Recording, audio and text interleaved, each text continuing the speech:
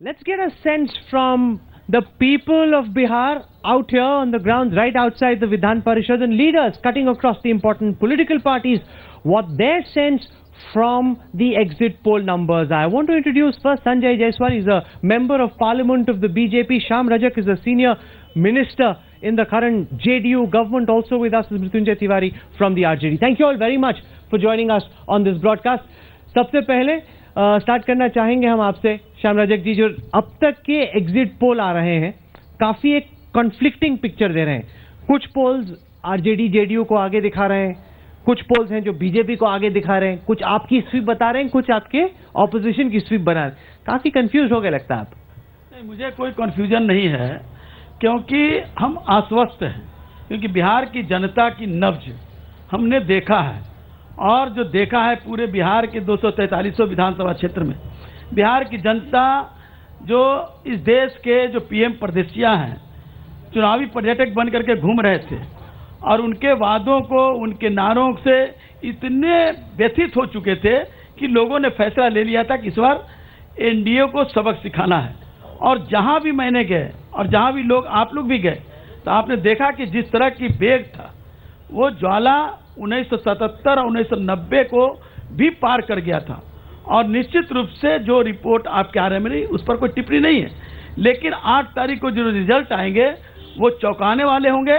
और नीतीश कुमार जी के नेतृत्व में महागठबंधन की सरकार एक बहुत बड़े पैमाने पर बनेगी, बहुत बड़े संख्या के साथ। संजय जी, अमूमन ऐसा नहीं होता, डायरेक्शनली एग्जिट पोल्स एक ही चीज प्रिडिक्ट करते हैं और बहस होती है कि सीट्स किसको कितनी मिल रही हैं। ये पहली दफा है कि एक पोल आपकी स्वीप दिखा रहा है, 2 पोल हैं जो आपके ऑपोजिशन की। तो मैं श्याम रजक जी के साथ बिल्कुल इत्तेफाक रखता हूं। ये 77 और 90 का उदाहरण लिए, दोनों बार कांग्रेस को उखाड़ फेंका गया था और इस बार भी कांग्रेस जिनके साथ है उनको उखाड़ फेंक दिया जाएगा, इसमें कोई शक की बात नहीं है। दूसरी बात मैं कहना चाहूंगा कि जो एग्जिट पोल के नतीजे हैं उनसे मैं पूरी तौर पे इत्तेफाक नहीं रखता हूं। एनडीए पूर्ण बहुमत से सरकार बनाएगी। लास्ट 3 इयर्स में जितने भी स्टेट गवर्नमेंट को हम लोगों ने देखा है, किसी के तरफ भी स्वीप हुआ हो, पर पब्लिक पूरी सेंसिबली से एक तरह के पार्टी को बहुमत देती है। और ये हम लोग हमें बहुत बार देखा, हम लोगों ने कॉन्फ्लिक्टिंग रिपोर्ट्स रहती हैं सर्वे में, लेकिन पूर्ण बहुमत के साथ एक पार्टी सरकार बनाती है। और मुझको पूरा विश्वास है कि इस बार ये जो हायर परसेंटेज हुआ है या हायर परसेंटेज चेंज के लिए हुआ है, और इस चेंज के तहत एनडीए की सरकार बिहार में बनने जा रही है। मृत्युंजय जी, हमने देखा कि अमूमन नेता वेट करते हैं, खासतौर से जो सीनियर लीडरशिप है किसी पार्टी की, वो वेट करती है कि फाइनल रिजल्ट आ जाए। लालू जी तो एकदम प्रेस कॉन्फ्रेंस करके हमें इंटरव्यू देके 190 अपना ही एग्जिट पोल कर दिए, पहले ही मना रहे हैं दिवाली रिजल्ट आने से। सांच को आंच क्या, भारतीय जनता पार्टी की उल्टी गिनती उसी दिन शुरू हो गई थी जब लालू प्रसाद जी और नीतीश कुमार जी एक हो गए थे। इसलिए बिहार में मुकाबला बिल्कुल साफ था, जनता परिवार के महागठबंधन के साथ था। इसलिए झूठे दावों और झूठे वादों से सरकार नहीं चला सकती। लोकतंत्र को मजबूती बिहार ने दिया है और इस बार जिस तरह से लोकतंत्र के इस महापर्व में बिहार की जनता ने आहुति दी और झूठे दावों और झूठे वादों का जो पोल खोलने का काम किया इस चुनाव में, 8 तारीख के बाद भारतीय जनता पार्टी का पूरी तरह से देश की राजनीति से सफाया होगा, जिसका सबसे बड़े योद्धा के रूप में लालू प्रसाद जी, इनके नाकों में नकेल कसने का काम लाल कृष्ण आडवाणी जी के रथ को रोककर किए थे।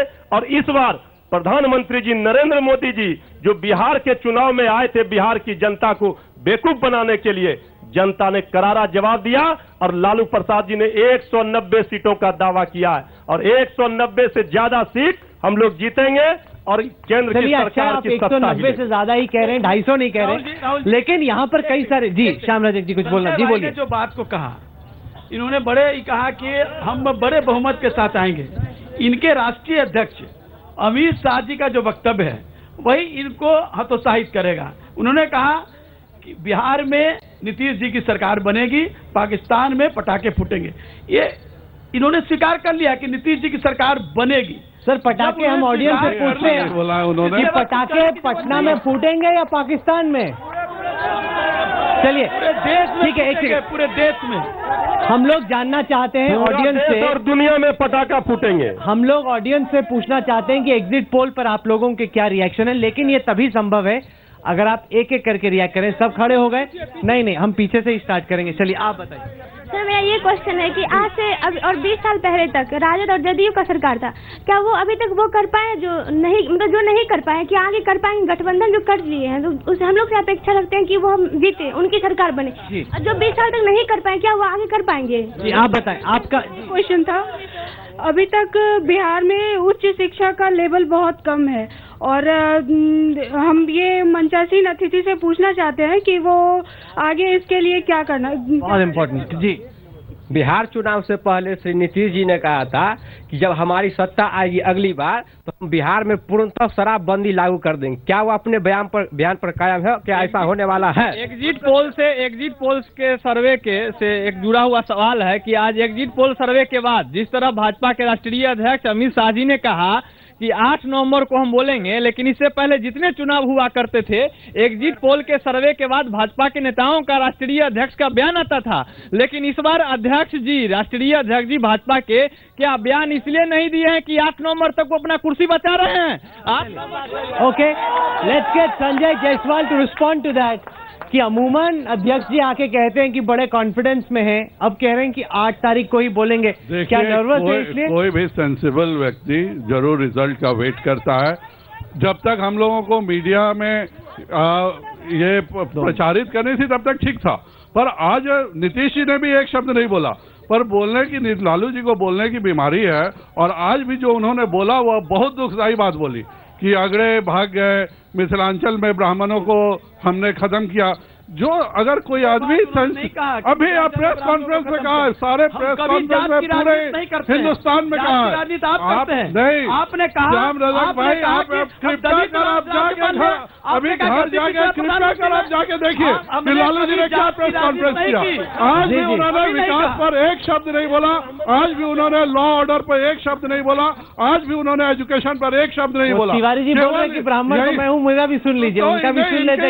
इनकी जब इनका पार्टी का अध्यक्ष नहीं सुनता तो हम सुन के क्या करेंगे? अरे जितना रिजेक्टेड लोग थे मेरे पार्टी में, और अध्यक्ष क्या बोल रहा है और किस तरह की बातें वो बिहार में बोल रहा है, कोई पार्टी और कोई नीति है नहीं। को सुनाना चाहिए। लोग देख लीजिए कहां से गए हैं। ये चुनाव जीतना चाह रहे थे रामविलास पासवान जी के भरोसे, जीतन बाबू मांझी जी के भरोसे, उपेंद्र कुशवाहा जी के भरोसे, पप्पू यादव जी के भरोसे, ओवैसी जी के भरोसे। ऐसे चलता है राजनीति देश का? देश की जनता बेवकूफ है क्या? जनता जनार्दन है। लोकतंत्र केवल मेरे जिले में 145 क्रिमिनल एक्ट काम करेगा। जब लालू जी का राज था उसी के भरोसे ये राज करना चाहते हैं। एक एक करके हम एग्जिट पोल पे आप लोगों की क्या सोच बन रही है जानना। जब जनता बिहार के झांसे में नहीं आया और नीतीश को मुख्यमंत्री बना दिए तो एग्जिट पोल में झांसे में क्यों आप रखे हुए हैं? क्लियर क्यों नहीं कर रहे हैं? जब जनता क्लियर कर दिया तो आप लोग न्यूज चैनल वाले एग्जिट पोल में क्यों नहीं क्लियर कर रहे हैं? क्यों झांसे में? हम तो वही दिखा सकते हैं जो एग्जिट पोल में आएगा अपने घर से। जी बोलिए। मैं यह कहना चाह रहा हूँ कि नीतीश कुमार को आप लोग क्यों नहीं सर्टिफिकेट दे देते हैं कि वो बिहार सरकार बन चुके हैं मुख्यमंत्री? हम कैसे सर्टिफिकेट दें? सर्टिफिकेट तो आप सर, जैसे नीतीश कुमार नैतिकता के आधार पर अपना इस्तीफा दिए थे, तो क्या अगर बीजेपी हारती है तो प्रधानमंत्री गुजरात जाएंगे इस्तीफा देके? Let's get Sanjay Jaiswal to respond to that. बताएं सर। नहीं, सबसे पहले मैं बिल्कुल बता दूं कि हमारी सरकार बनने जा रही है, पूर्ण बहुमत से सरकार बनने जा रही है, कोई इसमें संदेह की बात नहीं है। ये जो भी बात कर रहे हैं, बिहार का चुनाव हो रहा है और बिहार में हमारा मुख्यमंत्री बनेगा, इसमें कोई संदेह की बात नहीं है।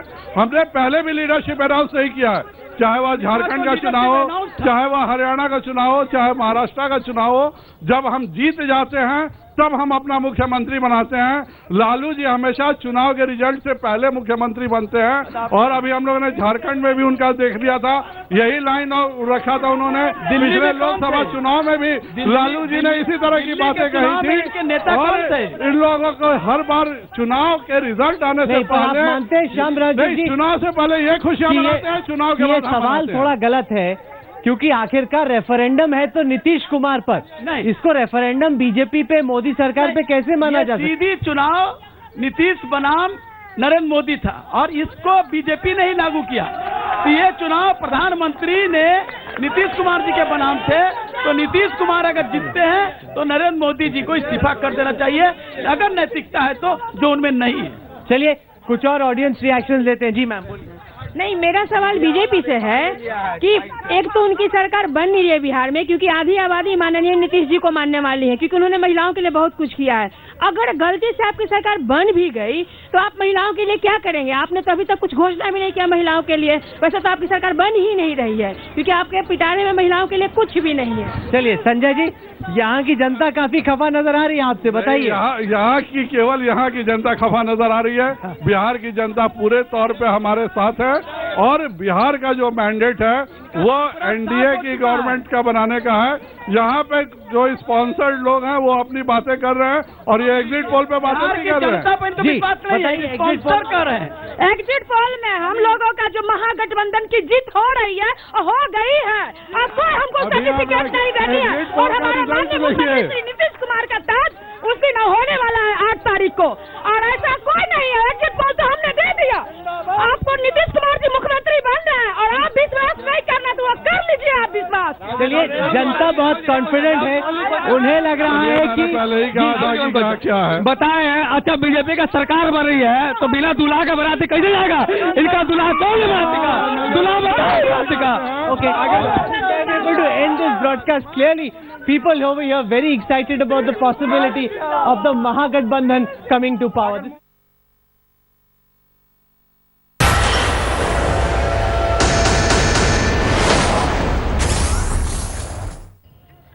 We've heard from the people of Patna, but what do the pundits think? I want to go across now to my colleague Rajdeep Sardesai. He's got the numbers, man. Dhananjay Joshi from Cicero, who's come up with these numbers which give a very slender edge to the BJP in the India Today Cicero exit poll. He though believes the race is too close to call. Over to you, Rajdeep.